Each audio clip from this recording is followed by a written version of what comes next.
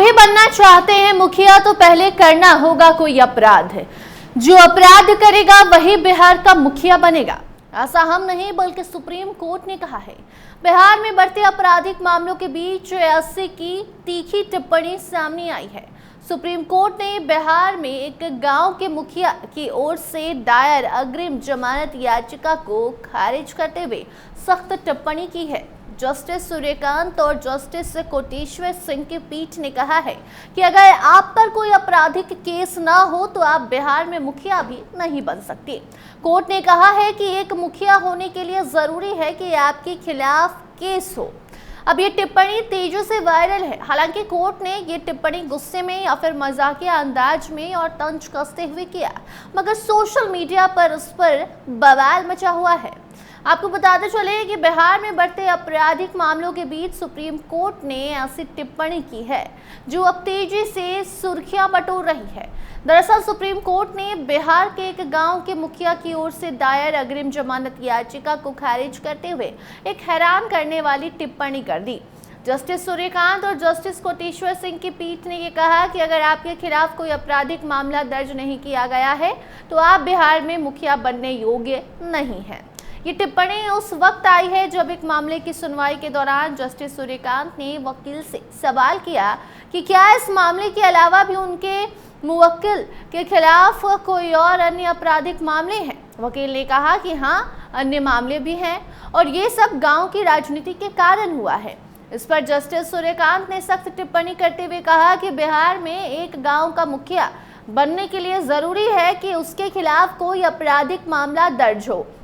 Justice Suryakant ने यह भी कहा कि उनके साथी जज जस्टिस एन कोटेश्वर सिंह का मानना है कि अगर आपके खिलाफ कोई आपराधिक मामला नहीं है तो आप बिहार में मुखिया बनने योग्य हैं ही नहीं। ये टिप्पणी अब बिहार समेत पूरे देश में चर्चा का विषय बन गई है। सोशल मीडिया पर उस पर तीखी प्रतिक्रियाएं आ रही हैं।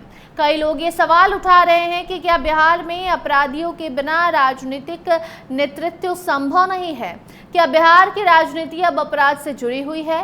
क्या सुप्रीम कोर्ट ने बिहार के लोगों को अपराधी मान लिया है? इन सवालों के बीच राज्य की राजनीति पर सवालिया निशान अब उठने लगे हैं।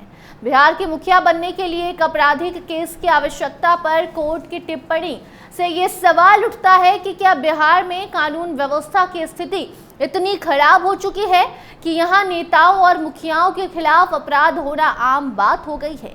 बिहार की राजनीति में अपराध का बढ़ता हुआ प्रभाव एक गंभीर चिंता का विषय है और सुप्रीम कोर्ट की ये टिप्पणी इस संकट को और उजागर कर रही है। जस्टिस सूर्यकांत ने सुनवाई के दौरान और भी कड़ी टिप्पणी की।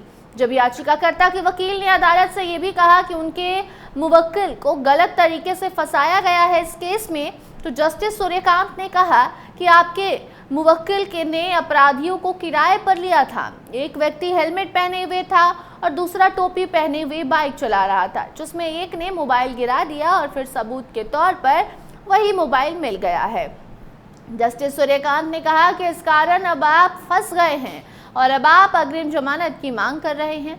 सुप्रीम कोर्ट की ये टिप्पणी केवल एक व्यक्तिगत मामले तक अब सीमित नहीं रही, बल्कि बिहार की राजनीति और समाज की वास्तविकता पर भी सवाल उठा रही है। ये टिप्पणी बिहार के नेताओं, मुखिया और अधिकारियों की कार्यशैली पर सवाल खड़ा करती है। क्या बिहार में अपराधीकरण राजनीति का हिस्सा बन चुका है? क्या यह स्थिति राज्य की सरकार और प्रशासन के लिए चुनौतीपूर्ण साबित हो सकती है? आखिरकार बिहार के लोग और समाज अब ये सोचने पर मजबूर हो गए हैं कि क्या राज्य में अपराधीकरण की ये बढ़ती प्रवृत्ति लोकतंत्र और राजनीति की सही दिशा में हो रही है या फिर ये किसी और दिशा में भटकने का संकेत है। सुप्रीम कोर्ट की टिप्पणी राज्य की राजनीति और समाज के लिए एक अहम मुद्दा बन चुकी है। सवाल ये उठता है कि क्या बिहार में प्रशासन और राजनीति की सच्चाई यही है और क्या इसे बदलने के लिए कोई ठोस कदम उठाने की आवश्यकता है?